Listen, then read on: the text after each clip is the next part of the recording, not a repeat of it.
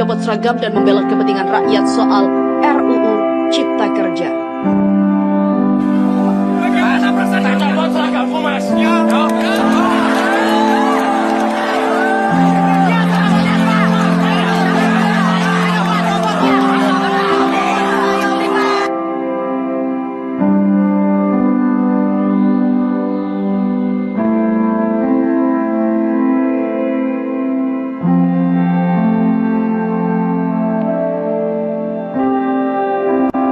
Kalian ini pemimpin-pemimpin Indonesia ini,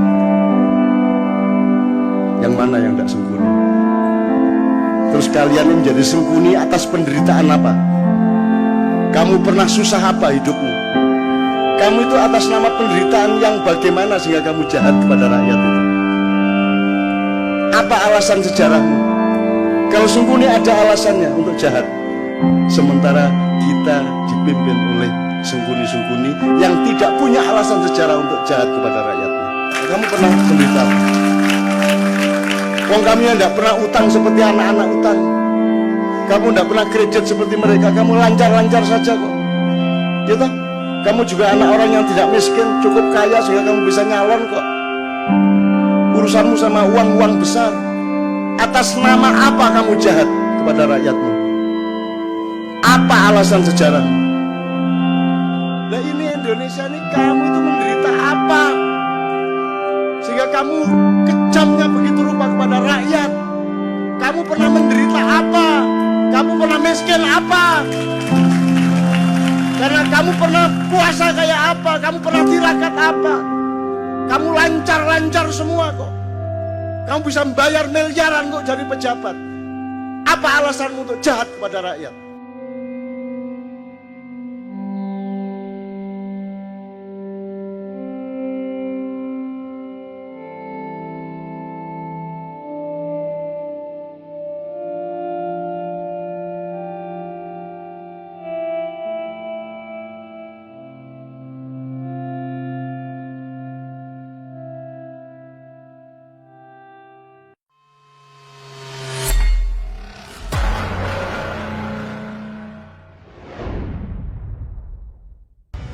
Terharu, polisi ini rela copot seragam dan membela kepentingan rakyat soal RUU Cipta Kerja. Mahasiswa pamit dan peluk hangat polisi usai demo di Senayan. Pak Polisi, kami pulang dulu. Pelukan hangat dari beberapa mahasiswa untuk polisi usai melakukan aksi di depan gedung MPR DPR Selasa 1 Oktober 2020. Siang hingga sore kemarin, ratusan mahasiswa dari berbagai perguruan tinggi Jabodetabek sempat menggelar aksi. Berbeda dengan aksi sebelumnya yang berujung ricuh, para mahasiswa kali ini berorasi sambil memberikan setangkai bunga kepada aparat kepolisian. Hal tersebut disambut baik oleh aparat kepolisian. Terlihat aparat kepolisian tidak lagi menggunakan perlindungan maksimal, mereka mendampingi demonstrasi mahasiswa hanya dengan seragam polisi dan baret. Mahasiswa memeluk polisi usai melakukan aksi di depan gedung MPR DPR.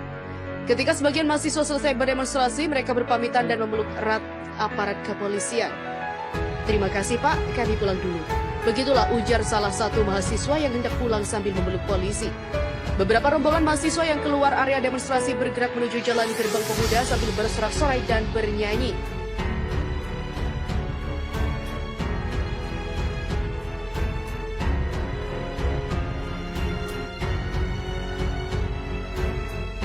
Dan berikut ini adalah 9 fakta demo mahasiswa di sejumlah wilayah di tanah air. Anak pang dan juga pelajar ikut demo di Salatiga. Gabungan mahasiswa Universitas Kristen Satya Wacana UKSW Setiama dan IAIN Salatiga dan puluhan anak pang menggelar aksi unjuk rasa di gedung DPRD Kota Salatiga pada Senin kemarin. Salah seorang anak pang yang turut berorasi, Yuka, menyoroti tindakan represif aparat dan pasal pemidanaan gelandangan. Negara terlalu campur tangan dalam urusan pribadi rakyatnya, sementara hal-hal yang menguras kekayaan negara diserahkan pada korporasi hingga kapitalisme menggurita. Sementara itu, Christian Prabowo, salah satu pelajar, mengaku memanfaatkan libur sekolahnya dengan ikut aksi bersama mahasiswa. Yang kedua adalah ibu hamil tertembak saat demo di Kendari. Putri 23 tahun yang sedang hamil 6 bulan tertembak di bagian paha belakang sebelah kanan saat tidur di rumahnya di Jalan Supu Yusuf, Kelurahan Lahun Dape, Kecamatan Kendari Barat, Kota Kendari, Sulawesi Tenggara. Di hari yang sama, aksi unjuk rasa di gedung DPRD Sulawesi Tenggara juga berakhir ricuh.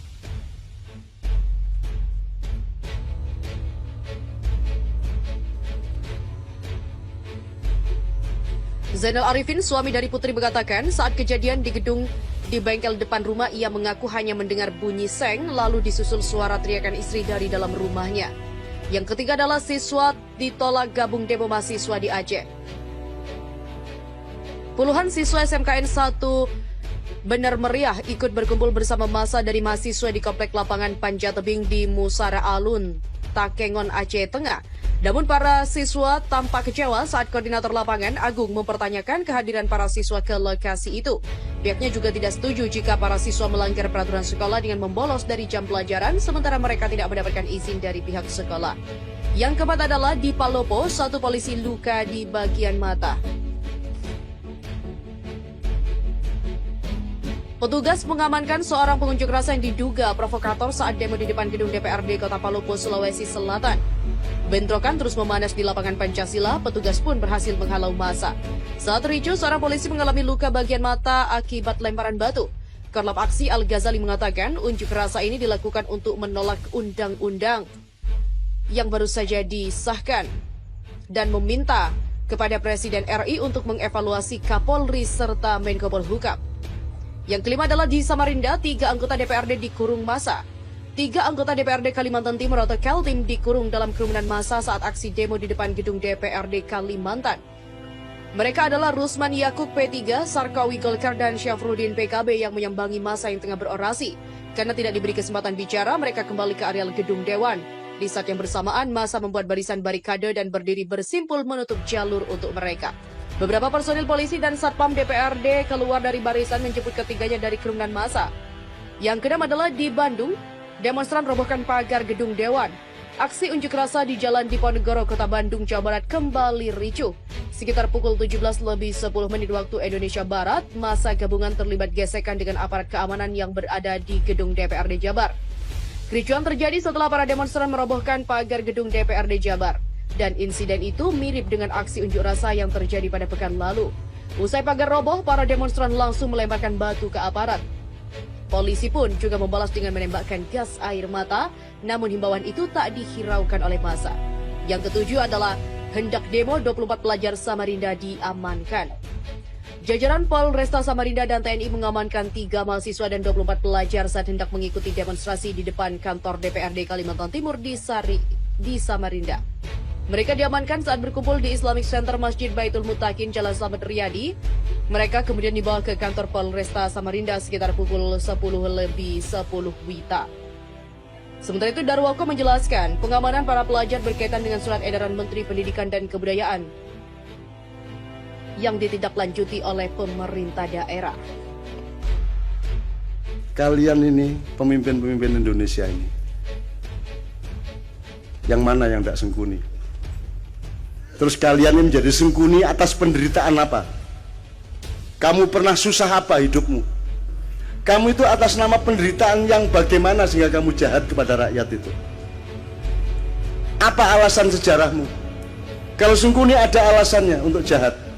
Sementara kita dipimpin oleh sengkuni-sengkuni yang tidak punya alasan sejarah untuk jahat kepada rakyatnya. Kamu pernah menderita apa? Wong kami yang tidak pernah utang seperti anak-anak utang. Kamu tidak pernah kredit seperti mereka. Kamu lancar-lancar saja kok. Ya toh? Kamu juga anak orang yang tidak miskin, cukup kaya sehingga kamu bisa nyalon kok. Urusanmu sama uang-uang besar. Atas nama apa kamu jahat kepada rakyatmu? Apa alasan sejarahmu? Nah ini Indonesia ini, kamu itu menderita apa? Sehingga kamu kejamnya begitu rupa kepada rakyat. Kamu pernah menderita apa? Kamu pernah miskin apa? Karena kamu pernah puasa kayak apa? Kamu pernah tirakat apa? Kamu lancar-lancar semua kok.